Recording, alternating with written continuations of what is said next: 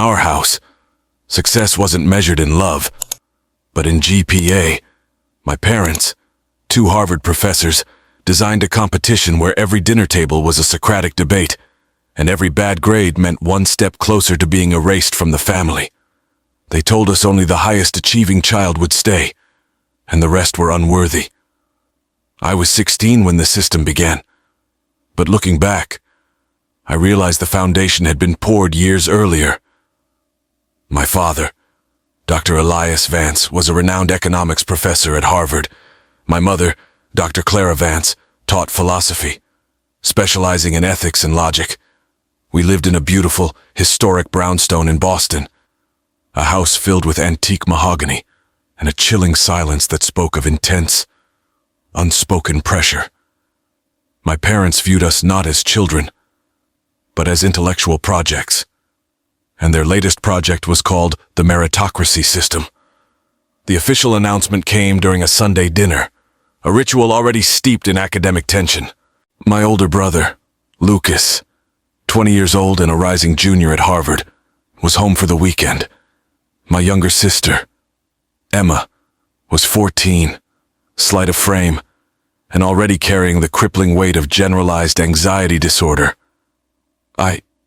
James, was the middle child, a sophomore who found sanctuary in the historical archives, but was being aggressively pushed toward corporate finance. Father stood at the head of the table, not unlike a CEO presenting quarterly results. He wasn't aggressive, which made his words all the more terrifying. He explained that after years of studying economic inefficiencies, they had concluded that unconditional love was the most inefficient model for raising children. Resources, he stated, his voice calm and clinical, must be allocated to yield the highest possible return on investment. Our emotional and financial capital will no longer be dispersed equally, but invested solely in the most promising heir. Mother, seated across from me, opened a pristine leather-bound notebook, her new equity ledger. She calmly explained the rules. We would be evaluated monthly on a 100-point scale. 40% was dedicated to academic performance, measured strictly by GPA and standardized test scores. 30% went to national achievement, awards, research papers, and publications. The final 30% was her own creation, the philosophical assessment, a subjective metric based on our rationality, resilience, and demonstrated commitment to the Vance legacy. She paused, her eyes sharp. The lowest scoring child will be deemed unworthy, and upon turning 18, will be financially and legally disowned. Lucas, our golden boy, the political science prodigy already interning on Beacon Hill, was the first to react. But silently, he simply placed his fork down. Emma, already trembling, asked in a near whisper if this was permanent. Mother's response was a chilling lesson in utilitarian ethics. Emma, the system is designed to eliminate waste. If you demonstrate worth, you will remain. If not, your resources will be reallocated. It is a logical necessity. That first month's ranking was posted on the corkboard in the main hallway, replacing Emma's mediocre watercolor painting. Lucas, despite his Harvard status, led with 89 points. I was second with 82. Emma was last with a terrifying 65 points. The announcement wasn't a game. It was a cold, calculated eviction notice. The house that night felt less like a home and more like a high-stakes, pressurized chamber. The clock had started ticking, and we were all trapped in the Vance meritocracy system. The system immediately took root, suffocating the last remnants of our familial bond. Our parents' house, which was once simply sterile, quickly became hostile. My father used his expertise in economic principles to allocate our weekly allowances, which he now termed operating capital. Lucas received the largest share, enough for his Harvard social life and networking events. I received enough for basic necessities. Emma's operating capital was negligible. Her meager allowance didn't even cover the therapy sessions her anxiety demanded, which father classified as an optional expense for a demonstrated mental defect. My mother's philosophical assessment became the most insidious weapon. It wasn't based on empathy or kindness, but on the demonstration of stoicism.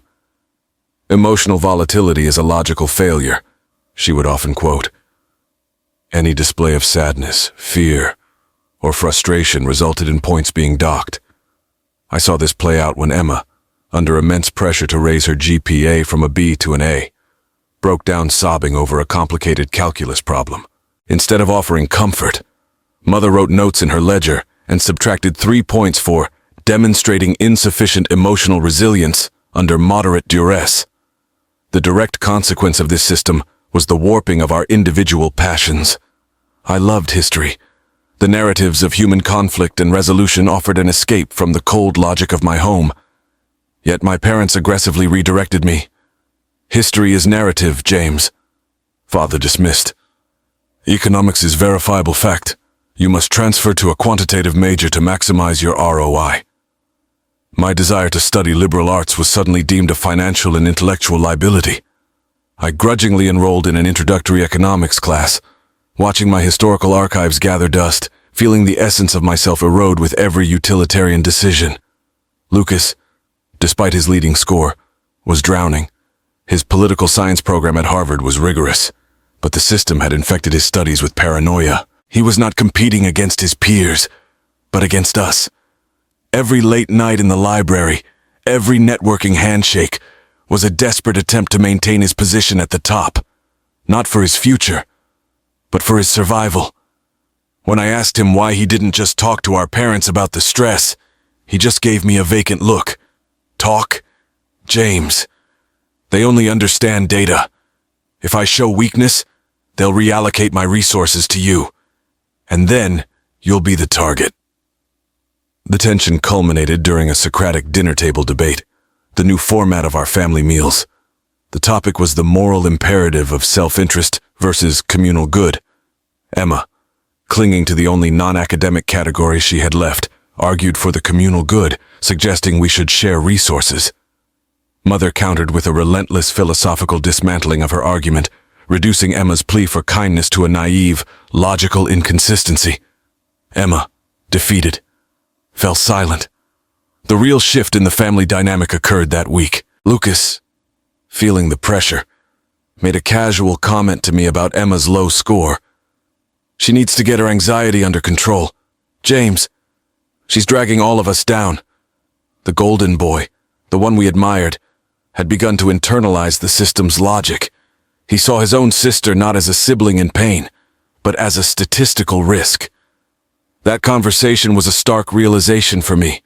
The meritocracy system was not just about academic performance. It was designed to make us actively believe our siblings were unworthy. The system didn't just want to separate us. It wanted us to choose the separation ourselves.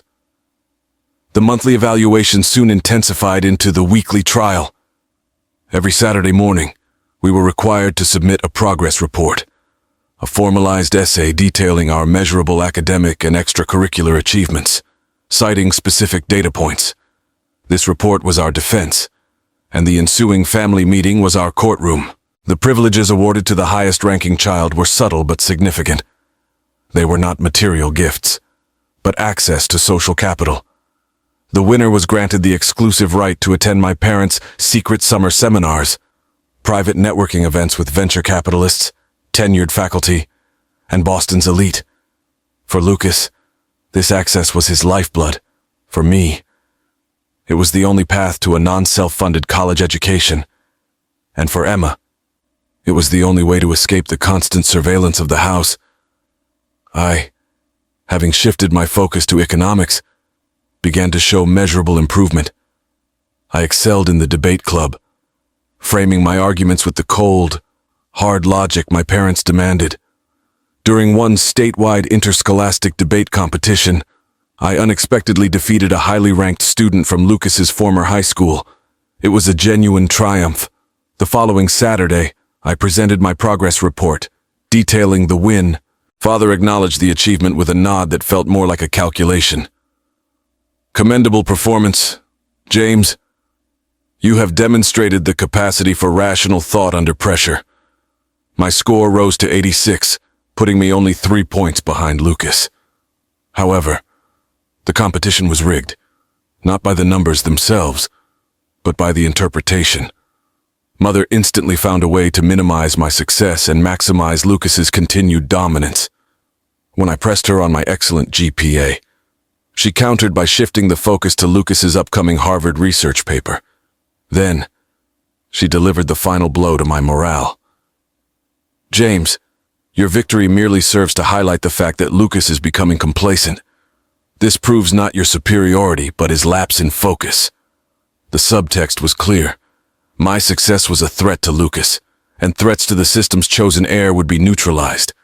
My achievement was not a celebration of my talent, but an indictment of my brother's perceived failure. The ranking was adjusted the following month.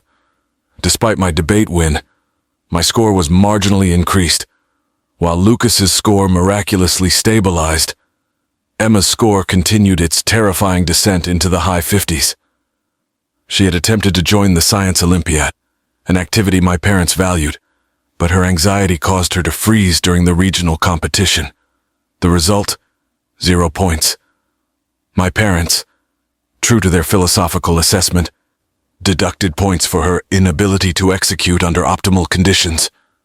Emma retreated further into silence, her anxiety transforming from a mental health struggle into a quantifiable, punishable failure. I watched, helpless, as the competitive environment actively destroyed the one thing Emma needed most: psychological safety. The house was not merely testing our knowledge, it was weaponizing our mental fragility against us. For years, Lucas was the embodiment of the Vance meritocracy. He was our parents' living proof that their rigorous, cold logic parenting philosophy worked. He was the golden heir, the one whose path was cleared by immense financial and social investment. Yet, the system was designed to reward not excellence, but fear, and fear is corrosive. The true breaking point for Lucas came during his junior year at Harvard. He was tasked with submitting a major research paper for his political science thesis, a paper that was meant to solidify his early acceptance into an elite graduate program. The pressure, however, was not academic. It was existential. His siblings, Emma and I, were gaining traction. The 3-point gap between him and me felt like a yawning chasm. In a desperate, panicked attempt to ensure a perfect score, Lucas committed the ultimate academic sin: plagiarism. He lifted several paragraphs and key arguments from an obscure historical text, believing his parents and the Harvard system would never catch him. But the system of meritocracy is unforgiving of those who fail to earn their rank legitimately. He was caught, not by a formal review board, but by a vigilant teaching assistant. The email confirming the disciplinary action was sent to our parents. The aftermath was not one of familial support, but of ruthless, logical accounting. Father called an emergency Socratic dinner table meeting that Tuesday night, not for philosophical debate, but for a public execution. "Lucas," Father stated, his voice devoid of emotion, "your actions demonstrate a fundamental lack of integrity and an intellectual failure to produce original, verifiable work. This is a catastrophic breach of the Vance legacy." Mother, flipping through her equity ledger, already had the numbers calculated. Plagiarism is a zero-sum error. It negates all previous achievement. They announced their decision. They would not defend him from the disciplinary action. Furthermore, they would immediately withdraw his substantial financial endowment for his remaining college years and future graduate school applications. The total score deduction was unprecedented: 40 points. Plunging Lucas from 89 to 49. He was no longer the golden heir. He was the primary statistic of failure to perform. "We are simply reallocating capital. Lucas," Mother concluded, "your future is now an unviable investment." Lucas didn't argue or cry. He sat perfectly still, the light drained from his eyes, accepting his fate as a logical consequence. In that moment, he was reduced from a promising young man to a discarded line item on a ledger. For Emma and me, the shock was profound. If Lucas, the undisputed favorite, could be discarded for a single, albeit severe, mistake, what chance did we have? The realization hit me like a physical blow. Their system was designed not to reward one child, but to justify the destruction of 3. Lucas's downfall served as a brutal public service announcement. The only way to avoid being unworthy was to be flawless. Forever. He became the martyr of the meritocracy system, his public humiliation fueling our desperation to escape his fate. Lucas's swift and brutal expulsion from the top rank sent tremors through the house. But the system adapted. His catastrophic failure simply created a power vacuum, intensifying the conflict between Emma and me. My score rose to 86, now placing me in the coveted first position. But I knew my place was precarious. I was holding the spot Lucas had just lost. The focus of the competition shifted entirely to Emma, who was now desperately scrambling from the bottom with a score hovering in the high 50s. Her ROI, return on investment, was classified as critical. Emma's struggle with generalized anxiety disorder became the primary metric for her failure. Our parents viewed her fear not as a medical condition, but as an intellectual defect that prevented optimal performance. Anxiety is a luxury, Emma. My mother philosophized during one of her assessments. It is the absence of rational, predictive thought. A truly effective heir masters their cognitive landscape. The philosophical assessment category, which mother controlled, became the anxiety market. Points were traded based on Emma's ability to suppress visible symptoms. If she managed to sit through a full Socratic dinner without visible fidgeting, she gained 1 point.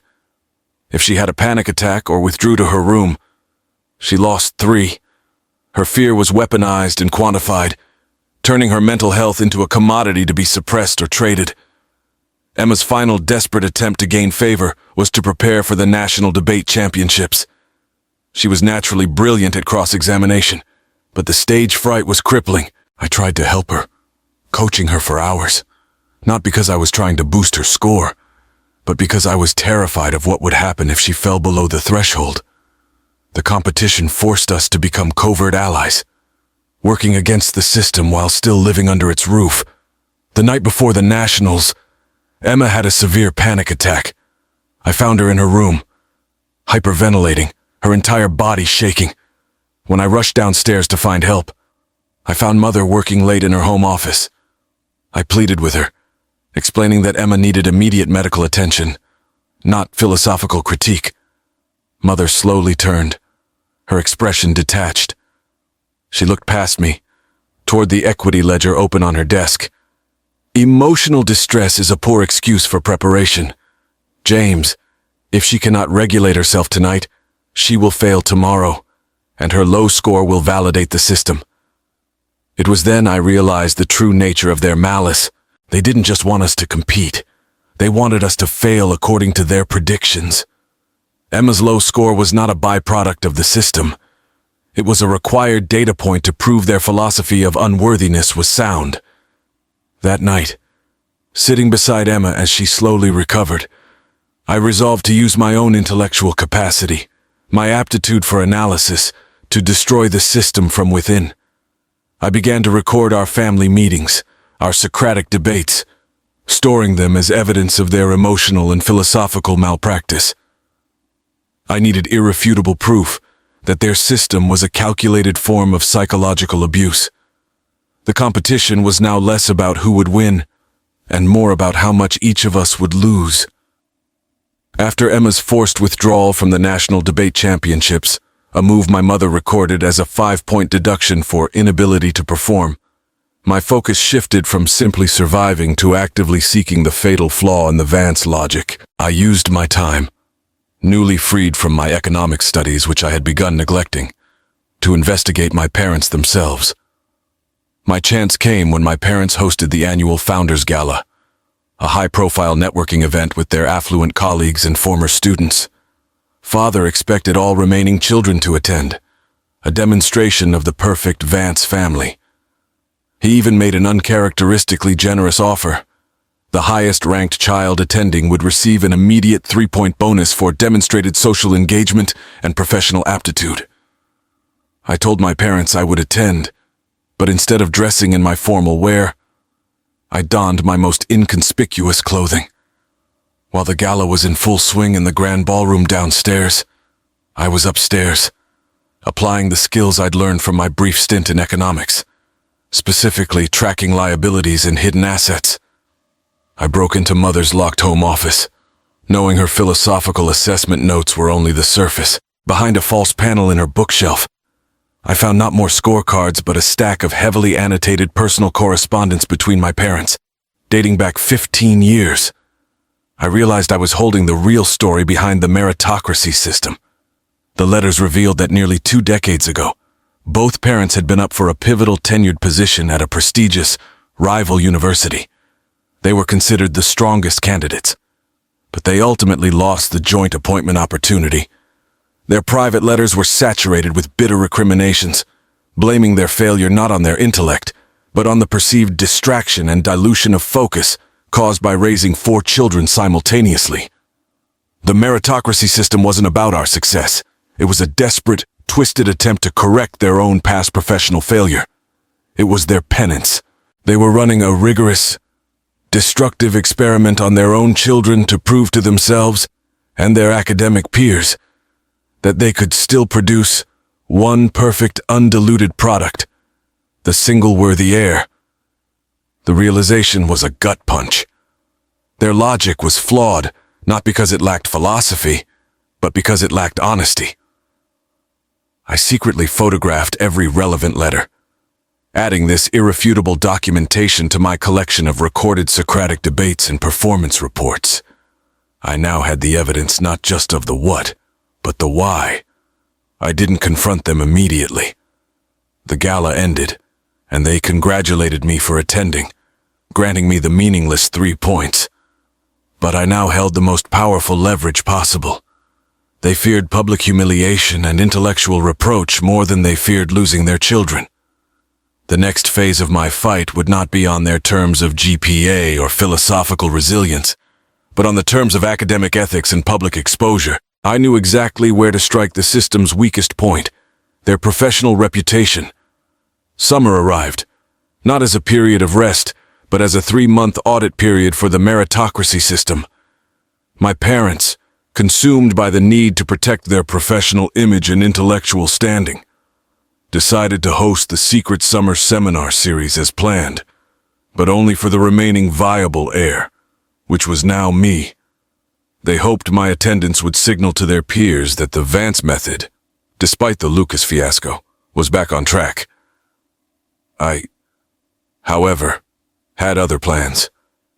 Having found the damning correspondence detailing their professional failures, my priorities shifted completely. My own ranking was irrelevant. My sole focus was on the 2 people the system was actively trying to destroy: Lucas and Emma. Lucas, cut off financially by our parents, was forced to leave Harvard and return to Boston to find work. But instead of taking a corporate job, he took a position teaching English as a second language to immigrant families in a less affluent suburb outside the city. He was doing work that required empathy and patience, 2 qualities our parents had deemed unproductive. I drove out to the community center where Lucas was working. The contrast between the Socratic dinner table and the warmth of the classroom was jarring. Lucas, once paralyzed by the fear of academic failure, was calm, patient, and genuinely useful.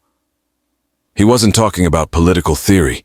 He was helping people fill out job applications and citizenship forms.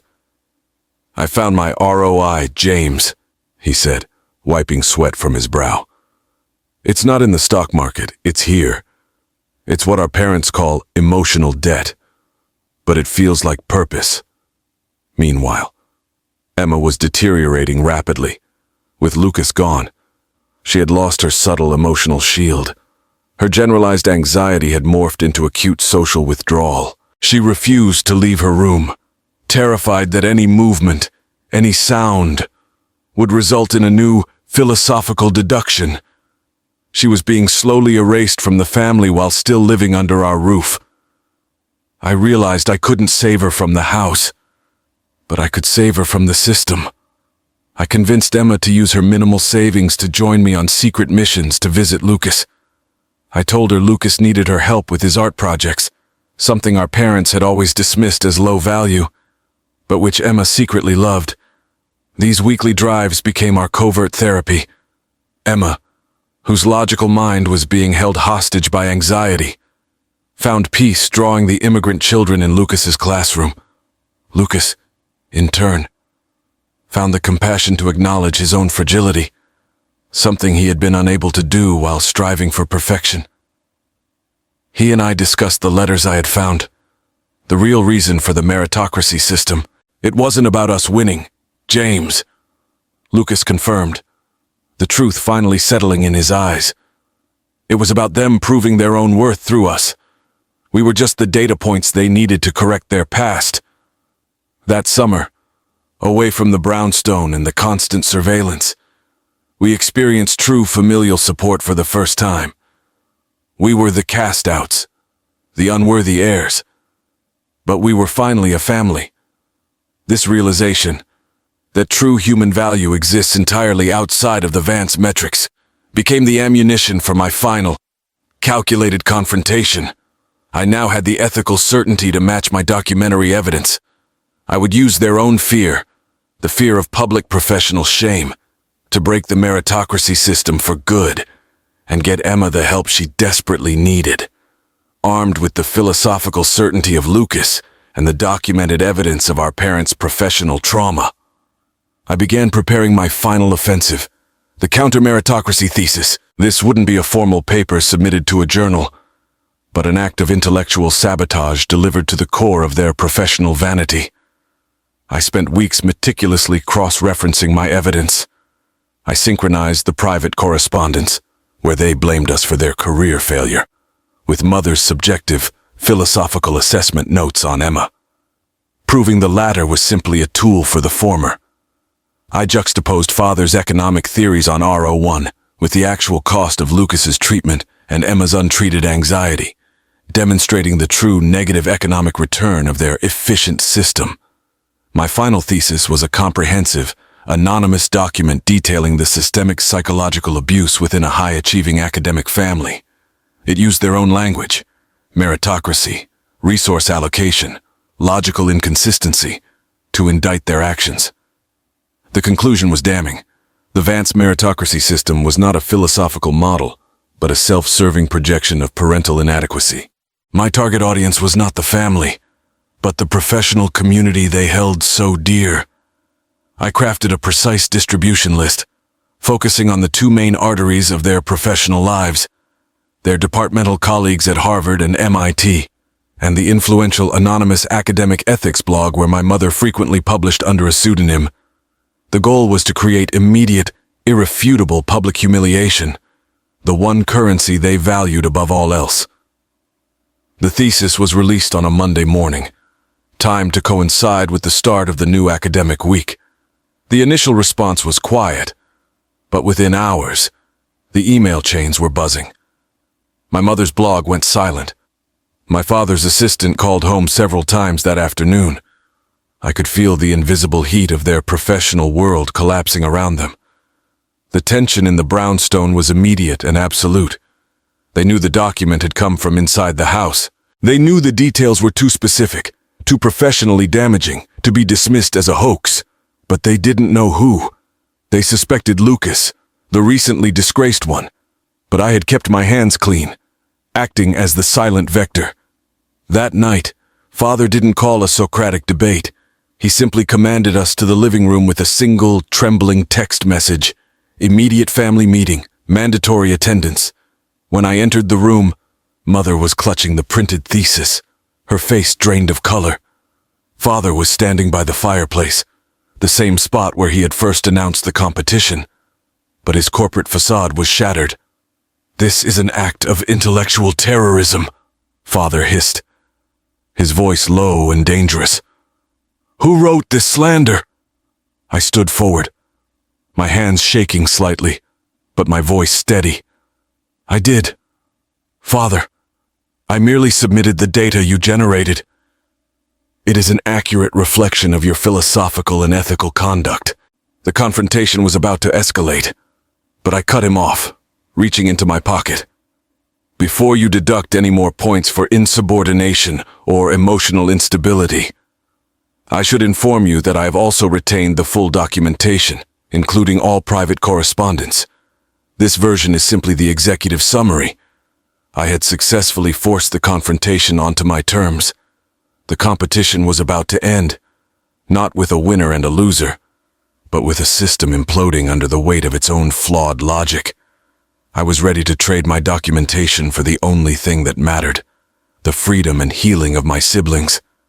My father, Dr. Elias Vance, was a man whose entire identity was built upon the appearance of control and intellectual superiority. The anonymity of the counter-meritocracy thesis had already fractured that facade. My admission shattered it. "You," he spat, pointing a finger at me, "the humanities student. You think your little blog post is going to bring down a system based on economic and ethical law?